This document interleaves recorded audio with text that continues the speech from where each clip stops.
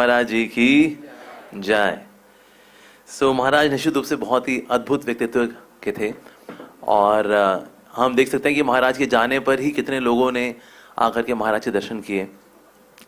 और ISKCON east of Kailash में बल्कि पूरी रात दर्शन किए भक्तों ने, लाइन लगी हुई थी, बल्कि सुबह 5:30 बजे तक भी भक्तों ने दर्शन किए। तो कितने लोगों को छुआ है गुरु महाराज जी ने, हम सोच भी नहीं सकते। और वृंदावन के अंदर तो कम से कम पिछले 24-25 साल से मैं देख रहा हूँ, मैंने ऐसा नज़ारा कभी नहीं देखा वृंदावन के अंदर। इतने भक्तों का हजूम आया हुआ था महाराज के दर्शन करने के लिए, उनकी समाधि के दर्शन करने के लिए। तो ये दिखाता है कि महाराज ने कितने लोगों के हृदय को छुआ। इसीलिए ऐसे महान व्यक्तित्व वाले महाराज हमारे गुरुदेव बने और उनकी इस जगत के अंदर जो लीला है हम उसका कहीं ना कहीं हिस्सा बन पाए, ये हमारा सौभाग्य है वास्तव में। महाराज का जो दिव्य प्राकट्य हुआ वो दिल्ली में ही हुआ था। तो ये दिल्ली जो स्थान है वैसे इंद्रप्रस्थ है, तो इसलिए भी धाम है, साथ साथ में यहाँ पर भगवान के एक शुद्ध भक्त, प्रेमी भक्त यहाँ प्रकट हुए, इसलिए भी ये एक धाम है। और वो समय था 14 अगस्त 1944 और तब एकादशी के दिन महाराज जी का प्राकट्य हुआ। महाराज की 2 सिस्टर्स भी थीं और उनका भी बहुत प्रेम था महाराज से। हालांकि फैमिली में अभी बहुत कुछ स्पिरिचुअलिटी नहीं थी, लेकिन फिर भी महाराज उस वक्त भी मंदिर और गुरुद्वारे जाया करते थे। और महाराज की जो एजुकेशन है थोड़ी दिल्ली में हुई, बाकी मुंबई में हुई। और जो उनका स्कूल था उसमें प्रेयर जो थी, प्रेयर में भी यही था, oh my lord I love you above everything in this world, from all my heart, from all my soul. और आप देखिए इस प्रेयर के अंदर ही महाराज का खुद का जो जीवन है उसका सारा चित्रण हो जाता है। I love you oh my God above everything, संसार की हर वस्तु से ऊपर मैं आपको चाहता हूं, आपसे प्रेम करता हूं, अपनी आत्मा से, अपने हृदय से। तो ये प्रार्थना उनके स्कूल के टाइम में भी रहा करती थी। और वैसे उनके पिताजी वैसे नेवी में थे, लेकिन नेवी में जब कार्य करते हुए उनके पिताजी को जब हार्ट अटैक आया था तो उसके बाद फिर उनका बिजनेस शुरू हुआ था इंपोर्ट एक्सपोर्ट का। तो फिर महाराज का ये था कि ओके इकोनॉमिक्स में अपना ग्रेजुएशन करके और पोस्ट ग्रेजुएशन करके फिर वो बिजनेस ज्वाइन करेंगे, उनका प्लान था। और इसलिए उन्होंने इकोनॉमिक्स यहाँ दिल्ली यूनिवर्सिटी से उन्होंने पार किया। उसके बाद फिर उनको बिजनेस भी ज्वाइन किया था हालांकि, लेकिन उसका फिर फर्दर पढ़ाई के लिए महाराज गए थे फ्रांस। रीजन बीइंग महाराज को मिली थी स्कॉलरशिप। पूरे इंडिया में उस वक्त से 10 लोगों को स्कॉलरशिप मिला करती थी और पूरे भारत में से उन 10 लोगों में से चुने गए थे श्री गोपाल कृष्ण गोस्वामी महाराज उस वक्त। तो उनको स्कॉलरशिप मिली। महाराज फिर इटली गए, इटली से फिर फ्रांस गए। और क्योंकि फ्रांस में क्योंकि अब उनको बिजनेस मैनेजमेंट पढ़ना है, तो इसलिए महाराज ने फिर वहां पर 2 यूनिवर्सिटीज के अंदर फ्रेंच भाषा सीखी और फ्रेंच भाषा को सीखने में भी बहुत दक्ष हुए। उसके बाद फिर उन्होंने वहां बिजनेस मैनेजमेंट किया और फिर वो करने के बाद फिर महाराज पहुंचे मॉन्ट्रियल, क्योंकि मॉन्ट्रियल में भी फ्रेंच भाषा ही बोली जाती थी। तो महाराज ने कहा ठीक है, फ्रेंच भाषा तो हमें आती है। तो महाराज फिर आगे फर्दर पढ़ाई के लिए वहां जा रहे थे, लेकिन उस वक्त महाराज के पास पैसे नहीं थे मॉन्ट्रियल जाने के लिए। लेकिन महाराज के अच्छे क्रेडेंशियल्स को देख करके लोन देने के लिए कंपनी आई हुई थी कि आप हमसे पैसा ले लो, लेकिन फिर भी आप प्लीज मॉन्ट्रियल जरूर आ जाओ। तो महाराज मॉन्ट्रियल पहुंचे, महाराज ने वहां पढ़ाई लिखाई वगैरह शुरू की और वहां पर महाराज मार्केट रिसर्च करते थे। और एक समय गुरु महाराज बोल रहे थे, उस वक्त मैंने मार्केट रिसर्च की, उसने मुझे जीवन भर मैनेजमेंट में हेल्प की कि ओके दुनिया में कब कहाँ कैसा क्या चलता है ये मुझको पता था, because I was expert in market research. और फिर उसके बाद फिर महाराज जब मॉन्ट्रियल में थे तो उनको पता लगा कि श्रील प्रभुपाद जी आ रहे हैं अगले महीने। ये मई का महीना था और अगले महीने जून में आ रहे हैं श्रील प्रभुपाद जी। तो उनको जब ये बात पता लगी तो भक्तों से जाकर के उन्होंने पूछा कि मैं क्या कोई सेवा कर सकता हूँ। तो भक्तों ने बोला हाँ आप सेवा कर सकते हैं, श्रील प्रभुपाद जी सामने वाले क्वार्टर का जो अपर वाला जो अपार्टमेंट है वहां पर आएंगे, आप उसकी साफ सफाई कर सकते हो। फिर श्री गोपाल कृष्ण गोस्वामी महाराज श्री गुरुदेव जी ने फिर वो साफ करना शुरू किया। तो दोपहर 2 बजे से लेकर के शाम के 8 बजे तक उन्होंने एकदम कोना कोना साफ कर दिया। एक्चुअली उससे पहले ना उस कमरे में वहां पर कर्मी लोग रहा करते थे और कर्मी लोग इतना गंद मचाते हैं, उसको साफ करने में जान तो निकलती है। तो इसीलिए 6 घंटे महाराज ने मेहनत करके उस कमरे को अच्छे से साफ किया कि श्री प्रभुपाद जी यहाँ पर आ रहे हैं।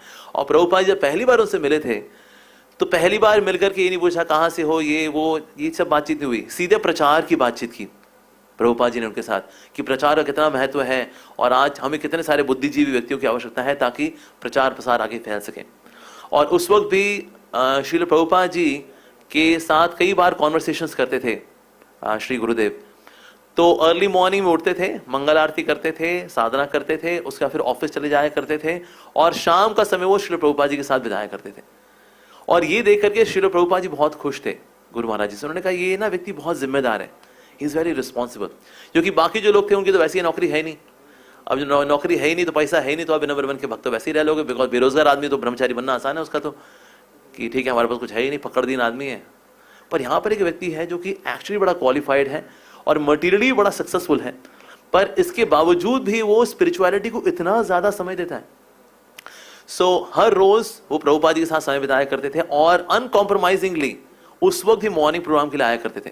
तो आज हम देखते हैं कि महाराज श्री जब शेयर करते हैं what is the secret of your success, जब किसी ने पूछा तो महाराज जी ने बोला, गुरुदेव ने बोला, uncompromising morning program and I never do Vaishnav aparadh. मैं कभी वैष्णव की निंदा नहीं करता और हमेशा अपना जो मॉर्निंग प्रोग्राम है उसको अनकॉम्प्रोमाइजिंग रखता हूं। अनकॉम्प्रोमाइजिंग महाराज डे 1 से है। और सिर्फ श्री प्रभुपाद जी नहीं प्रशंसा करते थे उस वक्त, बाकी जो वैष्णव थे वो भी प्रभुपाद जी गुरु महाराज जी की बड़ी प्रशंसा करते थे। वो देते थे कि ना ये व्यक्ति कितना जिम्मेदार है। जब प्रभुपाद जी होते हैं तो उनका संग करता है, अदरवाइज सुबह उठ के साधना करके ऑफिस जाता है, वापस आता है और उसके बाद फिर ये बुक डिस्ट्रीब्यूशन करता है, लोगों से मिलता है, लोगों को इंस्पायर करता है। तो ये कितना अच्छा है व्यक्ति, इसका नाम भी कितना अच्छा है, गोपाल कृष्ण, वाह। फिर इस प्रकार से उनकी डेडिकेशन को देख करके उनका नाम जो है दीक्षा के लिए प्रपोज हुआ था। लेकिन उससे पहले जो है दीक्षा के लिए उनका बहुत मूड नहीं था हालांकि, लेकिन मूड उनका कैसे बना, एक समय बॉस्टन में ड्रामा हुआ था तो उसमें गुरु महाराज जी ने रोल प्ले किया था भक्ति विनोद ठाकुर का। और ये जो ड्रामा था इसमें क्या पोर्ट्रे किया गया था कि श्रील भक्ति सिद्धांत सरस्वती ठाकुर प्रभुपाद जी दीक्षा लेना चाहते हैं श्रील गौर किशोरदास बाबा जी महाराज जी से। तो कितने डेस्परेट हैं कि हर बार श्री गौर किशोरदास बाबा जी महाराज उनको मना कर रहे हैं, लेकिन फिर भी बार बार आ रहे हैं। वो कह रहे हैं मैं मर जाऊंगा लेकिन मैं दीक्षा तो सिर्फ आप ही से लूंगा। तो ये डेस्परेशन देख करके ड्रामाज में रिहर्सल करते करते, परफॉर्म करते करते महाराज को भी लगा कि ना मेरे पास भी तो इतने प्रमाणिक गुरु हैं, उत्तम वैष्णव हैं, श्रील प्रभुपाद, मैं बोला उनसे दीक्षा क्यों ना लूं। तो फिर उन्होंने रिक्वेस्ट की थी कि मैं आपसे दीक्षा लेना चाहता हूं और प्रभुपाद जी ने बड़े खुशी खुशी उनको दीक्षा दी। तो उस वक्त जो उनकी पहली दीक्षा हुई थी तो उसमें प्रभुपाद जी ने लेटर में लिखा क्योंकि तुम्हारा नाम गोपाल कृष्ण पहले से ही है, इसीलिए मैं दीक्षा में तुम्हारा नाम चेंज नहीं करूंगा। तो गोपाल कृष्ण खन्ना से गोपाल कृष्ण दास अधिकारी, इस तरह से उनका नाम हो गया गोपाल कृष्ण दास। और साथ ही उनको माला मिली, जबकि माला ये भी मेल के द्वारा प्रभुपाद जी ने भेजी थी श्री गुरुदेव के लिए। और फिर बहुत जल्दी उनकी गायत्री दीक्षा भी हो गई थी। ऐसी महाराज मंदिर में थे तो प्रभुपाद जी ने उनको देखा, गोपाल कृष्ण क्या तुम विग्रहों की सेवा करना चाहोगे? कहा हाँ जी बिल्कुल करना चाहेंगे। तो उसके बाद फिर उनकी गायत्री दीक्षा भी हो गई थी। और एक से व्यक्ति था, एक मिस्टर मुखर्जी करके, तो हालांकि था तो इंडियन लेकिन अमेरिकन वे ऑफ लाइफ में था, ढल गया था कि उसने प्रभुपाद जी को चैलेंज किया पब्लिकली कि आप क्यों आए अमेरिका यहाँ प्रचार प्रसार करने के लिए, यहाँ सब लोग ईसाई लोग हैं। लेकिन प्रभुपाद जी मुस्कुराए और फिर प्रभुपाद जी ने जो प्रचार का महत्व है, सनातन धर्म का महत्व है उसको बताया। लेकिन प्रभुपाद जी एजिटेट नहीं हुए। ये देख करके बहुत ही इंप्रेस थे श्री गोपाल कृष्ण गोस्वामी महाराज। और उस पर प्रभुपाद जी की एक ही चिंता थी कि बाकी स्थानों पर तो अलग अलग जीबीसी हैं, लेकिन जो सारे स्थानों में जो सबसे मुख्य स्थान है वो है भारत। भारत में ना हालांकि सन्यासी लोग थे, गुरुजन थे, वो भी अच्छा कार्य कर रहे थे, जैसे श्री जयपताका महाराज कार्य कर रहे थे मायापुर धाम में, और अन्य वैष्णव भी थे जैसे राधानाथ महाराज थे, he was there in Mumbai. लेकिन पूरे इंडिया को संभालने वाला ये कोई व्यक्ति नहीं मिला। तो उस वक्त जीबीसी पूरे इंडिया के थे श्रील प्रभुपाद जी। तो प्रभुपाद जी सोच रहे थे क्या करूं, क्या किया जाए, किसको चुनूं मैं दिल्ली की पूरे भारत के लिए, क्योंकि भारत जो है सबसे ट्रिकी स्थान है। यहाँ पर आपको कपटी भी मिलेंगे, दम भी मिल जाएंगे, अच्छे लोग मिलेंगे, बुरे मिलेंगे, पुण्यात्माएं, पापात्माएं, सब तरह के लोग। और साथ ही देवी देवताओं का 33 कोटि का जो हजूम है उसमें घुस करके फिर कृष्ण को स्थापित करना ये बहुत कठिन कार्य है। कौन करेगा ये कार्य?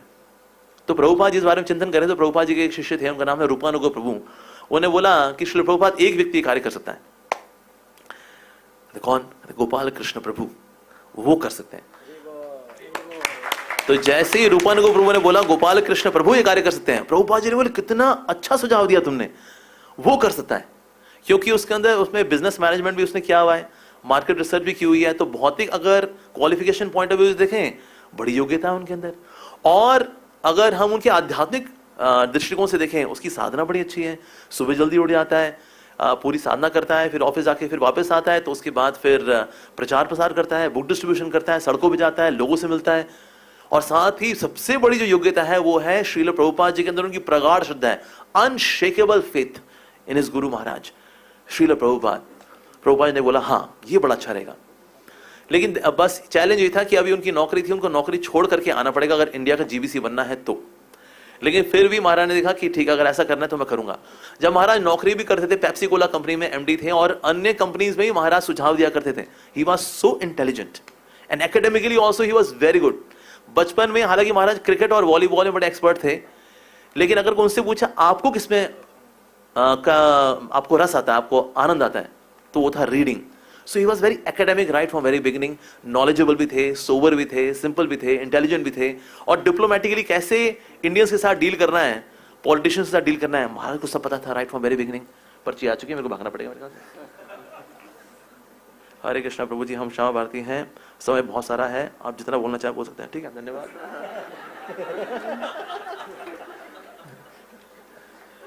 तो इस प्रकार से फिर महाराज इंडिया में आए, तो इंडिया में आकर के निश्चित रूप से कई भक्तों ने उनको रेकमेंड किया कि देखिए आप इंडिया में आए, आपको शिष्य स्वीकार करने पड़ेंगे, इसलिए आपको सन्यासी बनना होगा और आपको दीक्षा भी देनी होगी। तो महाराज शुरू से बहुत इसको लेके वो थे, रेजिस्टेंट थे, नहीं मैं इसके योग्य नहीं हूं, मैं इसी तरह से मैं अपना जीवन बिता लूंगा। तो उस वक्त हालांकि महाराज की पत्नी भी थी जो कि श्री प्रभुपाद जी की शिष्या थी, and she was very good, she was an American lady but very devoted. लेकिन महाराज मिशनरी थे प्रभुपाद जी की सेवा में, तो इसीलिए महाराज ने फिर अपने गृहस्थ जीवन से फिर आगे बढ़े। उन्होंने संन्यास स्वीकार किया 1981 में, और फिर साथ ही दीक्षा गुरु की भी उन्होंने रिस्पॉन्सिबिलिटी को संभाला। तो इस प्रकार से भारत में फिर प्रचार प्रसार शुरू हुआ। भारत में प्रचार नहीं किया उन्होंने, पाकिस्तान जैसे देश में प्रचार किया। इन्होंने एक समय जो मीटिंग हुई थी, कौन जाएगा पाकिस्तान, किसी ने हाथ नहीं खड़ा किया, एक हाथ खड़ा हुआ, श्री गोपाल कृष्ण गोस्वामी महाराज जी का, I will go to Pakistan. तो पाकिस्तान ही प्रचार प्रसार किया है प्रभुपाद जी ने। इनफैक्ट श्री प्रभुपाद जी ने अमोघ लीला प्रभु को और गोपाल कृष्ण महाराज जी को, दोनों को साथ बुलाया था। कहता Amogh Lila you go to Pakistan, Gopal Krishna you go to Russia, दोनों को साथ ही बुलाया था। तो अमोघ लीला प्रभु जो है उन्होंने प्रचार प्रसार किया। आज हम देखते हैं सार्वभौम प्रभु, नाम सुने ना आपने, सार्वभौम प्रभु को प्रचार किसने किया, अमोघ लीला प्रभु जी ने किया था। प्रभुपाद जी शिष्य, मैंने नहीं किया। हाँ, एक समय मेरे को कराची से फोन आया था अमोघ लीला प्रभु के सेक्रेटरी का, मैं दिल्ली मंदिर में था तो ब्रह्मचारी था, कहते हैं मैं अमोघ लीला प्रभु का सेक्रेटरी बोला हूँ कराची से। मैंने कहा वाह, मेरा सेक्रेटरी कराची में क्या कर रहा है भाई। कहते आप कौन बोल रहे हैं, मैंने बोला मैं अमोघ लीला दास बोल रहा हूँ। कहते प्रभु जी आप वहाँ पर कैसे, मैंने कहा मैं बोला नहीं हूँ भाई, मैं गोपाल कृष्ण महाराज का डिसाइपल हूँ, आप प्रभुपाद जी के शिष्य अमोघ लीला प्रभु के डिसाइपल हैं। सो बट यस, उस वक्त उनको ये इंस्ट्रक्शन मिली थी। और प्रभुपाद जी ने और फिर श्री गुरु महाराज जी ने रशियन भाषा सीखी। ही वेंट टू इंस्टीट्यूट्स, महाराज ने वहां डिग्री कोर्सेज किए हैं रशियन भाषा के अंदर, ताकि रशिया में रशियन भाषा में प्रचार किया जा सके। हम लोग बड़े कोजी कंफर्टेबल रहते हैं, अच्छी अच्छी जगह हो, 3 टाइम को प्रसाद मिल जाए, इज्जत हो, माला वाला मिले, सूखा प्रसाद मिल जाए 1100 2100, ऐसा कोई मंदिर हो, ऐसा वहां भेज दो यार हमको, एसी हो कमरों के अंदर। हाँ, तो हमें तो ऐसा मंदिर पसंद है। लेकिन महाराज ने हर प्रकार का डिस्कम्फर्ट लेने के लिए हमेशा तैयार रहते थे। तो ये चैलेंज है उनके लिए, but he would go for the challenge. तो महाराज ने हर प्रकार से इस्कॉन को प्रोटेक्ट किया। एक्चुअली आप देखें, महाराज ने रक्षा की इस्कॉन की। देखिए अंदर भी चैलेंजेस रहते हैं, क्योंकि फितूरी लोग तो इस्कॉन के अंदर भी हैं, और ईर्ष्या करने वाले इस्कॉन के बाहर भी हैं। तो बाहर के वाले लोगों से रक्षा करना, और अंदर के जो लोग हैं जो कि इमेच्योरिटी में कुछ ही बोल जाते हैं, बकवास कर लेते हैं, गवर्नमेंट में पहुंच जाते हैं, ऐसा सब ऐसा वैसा, इनको भी संभालना, ये दोनों कार्य किए। मैंने कई बार महाराज के चरणों की मसाज की, तो उस वक्त मैं देखा है महाराज बहुत थके होते थे, बहुत ज्यादा थके होते थे, लेकिन फिर भी वो नरसिंह कवच रात को पढ़ते थे। तो मैंने महाराज से पूछा, मैंने कहा महाराज आप विदाउट फेल पढ़ते हैं नरसिंह कवच क्यों? तो महाराज ने कहा इस्कॉन की रक्षा के लिए, और साथ में इस्कॉन में जो डिवोटीज हैं, डिवोटीज मतलब सिर्फ उनके डिसाइपल्स नहीं, सारे डिवोटीज हैं, उनकी भक्ति की रक्षा हो, इसलिए महाराज सबकी परवाह करते थे। इनफैक्ट हमारे जीबीसी के अंदर ये माना जाता है कि वैसे जीबीसी रहे हैं अलग अलग जोन के, लेकिन एक व्यक्ति जीबीसी रहा है पूरे दुनिया का, और वह है Shri Gopal Krishna Maharaj. He is a GBC of the whole world. क्योंकि वो जो परवाह करते हैं, किसी वैष्णव की सेवा करते हैं, वो नहीं देखते कि मेरा शिष्य है या मेरा शिष्य नहीं है। ये जीके जी, नॉन जीके जी, ये भाषा महाराज के सॉफ्टवेयर में कभी थी ही नहीं, उनकी सोच में कभी थी ही नहीं। सो ही सर्व्ड एवरीवन। सो ऐसे वैष्णव सेवक शिरोमणि रहे हैं हमारे बिलवड गुरु महाराज जी श्री गोपाल कृष्ण गोस्वामी महाराज। और तो एक और लीला जो मैं बताना चाहूंगा, जिससे मैं खत्म करूंगा, विच इज अबाउट महाराज दिव्य स्वरूप। हालांकि थोड़ी कंट्रोवर्शियल बात लग जाती है कुछ लोगों को, पर बताना अच्छा लगता है, क्योंकि यहाँ सब महाराज के शिष्य बैठे हुए हैं, तो इसलिए मैं फिर से शेयर करना चाहूंगा। इसको बाद में क्रॉप कर देना, ठीक है जी। सो महाराज अक्सर महानिधि महाराज से मिला करते थे, जब महानिधि महाराज वाज स्टिल देयर, सो उनसे मिला करते थे। एक समय 5 घंटे की मीटिंग के बाद फिर श्री महानिधि महाराज नाचते हुए बाहर आए, और महाराज जब नाचते हुए बाहर आए, श्री कृष्ण ने भेजे, तो इसीलिए कई टेढ़े मेढ़े डिसाइपल्स भी रहे, लेकिन महाराज की कृपा सभी के लिए अवेलेबल है। और महाराज क्षमा की मूर्ति हैं। महाराज की क्षमा है वो ब्रह्मांड के समान बड़ी है, विस्तृत है। तो ऐसे महान आचार्य के चरणों में, चरण कमलों में कोटि कोटि वंदन है कि हम अच्छे डिसाइपल्स बन सकें, उनका कहना मान सकें। जीवन भर माया की परीक्षाएं तो लगी रहेंगी, क्योंकि माया की सेवा भी यही है, माया परीक्षा लेगी ही लेगी। लेकिन हमारा भी कार्य है कि हमने गुरु के चरणों को कस के पकड़े रहें। तो इसलिए कभी भी कोई ऐसा कार्य ना करें जिससे कि गुरु रुष्ट हों। हमेशा ऐसे कार्य करें जिससे उनको हम पे नाज हो, हम पे गर्वित हो। ऐसे कार्य हमें करने चाहिए, हमारी साधना ऐसी होनी चाहिए, हमारा व्यवहार ऐसा होना चाहिए कि गुरु जो है हम पे गर्वित महसूस करें। तो इसलिए श्री गोपाल कृष्ण गोसाई महाराज हमारे जीवन में आए, हमारा अतीव सौभाग्य है। और महाराज ने सबके साथ जो डीलिंग्स की हैं, ये डीलिंग सबके लिए बड़ी मेमोरेबल हैं। इनफैक्ट मैं जो देहरादून में था तो मैं रात को 1 बजे पहुंच गया था वैसे, और तो 4:30 बजे तक मैं जगा रहा। तो उसके बाद मुझे बहुत नींद आई हुई थी। तो मैंने भक्तों को बोला कि ना मैं 2-3 घंटे में पावर नैप लेकर के आता हूँ, देन आई विल कम। सो फिर मैं जब सोया तो मुझे सपने में गुरु महाराज आए, और बहुत ही सेलेस्टियल सी बड़ी सी कार थी, और अजीब सी मतलब यान था, मैंने ऐसा यान कभी जिंदगी में देखा नहीं। उसमें गुरु महाराज बैठे हुए थे और ना मेरे को ऐसे हाथ कर रहे थे। मैंने गुरु महाराज आप ऐसा क्यों कर रहे हैं? तो कहते हैं मैं जा रहा हूं इसलिए। तो जब उन्होंने बोला मैं जा रहा हूं तो मैं उठ गया। एक्चुअली मैंने कहा ये मैंने क्या देखा? मैं कहा नहीं नहीं, ये तो सपना है, सपने का कुछ नहीं होता, सपने का कुछ सर पाँव नहीं होता। फिर मैं उठा, तुरंत मैं तैयार हुआ। By the time I reach hospital, तब तक गुरु महाराज आ चुके थे।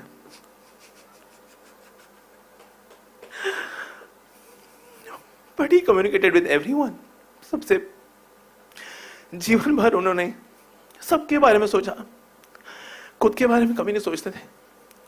दूसरों की खुशी, खुद के बारे में कभी नहीं सोचा। और जब गुरु महाराज गए भी तो भी सबके बारे में सोच रहे थे। एकादशी का दिन था, लेकिन एकादशी के दिन महाराज नहीं गए। उनको पता था भक्तों को समय लगेगा आने में, इसलिए महाराज एकादशी को नहीं गए। उस वक्त भी सबके बारे में सोच रहे थे महाराज कि सब आएंगे, उनको समय लग जाएगा, वो कंफर्टेबली सब आ सके, इसलिए मैं प्रतीक्षा करूंगा। इसलिए महाराज फिर एकादशी को नहीं गए, महाराज द्वादशी को गए। हालांकि द्वादशी में जाना और अधिक शुभ है, हालांकि महाराज को इससे कोई लेना देना नहीं है, वो किसी भी दिन जाए वो दिन शुभ हो जाएगा। लेकिन गुरु महाराज जाते जाते भी सबके बारे में सोच रहे थे कि सब अगर आ सकें, कंफर्टेबली आ सकें। तो हमेशा औरों के बारे में सोचना, किस तरह से औरों को हम सुख दे सकें, फैसिलिटी दे सकें, प्रभुपाद जी के चरणों को कोई छोड़ के ना जाए, यही हमेशा सोचते रहते थे। तो इसलिए वैष्णव की सेवा करना ये उनका स्वभाव था। तो अंदर से बाहर से इतने शुद्ध, इतने पवित्र भाव के साथ महाराज जी हैं कि एक्चुअली देखा जाए बहुत हाई बेंचमार्क है। यूजुअली ऐसा होता है कि गुरु जो करते हैं शिष्य से एक्सपेक्ट किया जाता है शिष्य 10 गुना करे। तो जितना प्रभुपाद जी ने किया, तो प्रभुपाद जी के आशीर्वाद से गुरु महाराज जी ने बहुत प्रचार प्रसार किया। लेकिन अब उन्होंने बेंचमार्क इतना ऊंचा सेट कर दिया कि अब वैसा कोई कर ही नहीं सकता। तो इसलिए वो अनइक्वल है, वैसा अनमैचेबल है वो उदाहरण श्री गोपाल कृष्ण गोसाई महाराज जी का। तो ऐसे गुरु महाराज जी के शिष्य बनने का हमें मौका मिला, ये हमारा बहुत बहुत बड़ा सौभाग्य है। और हम जीवन भर उनके मार्गदर्शन में रहें और उनकी वाणी को सुनते रहें, उनके शब्दों को हमेशा अपने हृदय में आत्मसात करते रहें। ऐसी कृपा की याचना करते हुए मैं यहाँ पर अपना वचन समाप्त करूंगा। बहुत बहुत धन्यवाद। श्री गोपाल कृष्ण गोस्वामी महाराज जी की जय।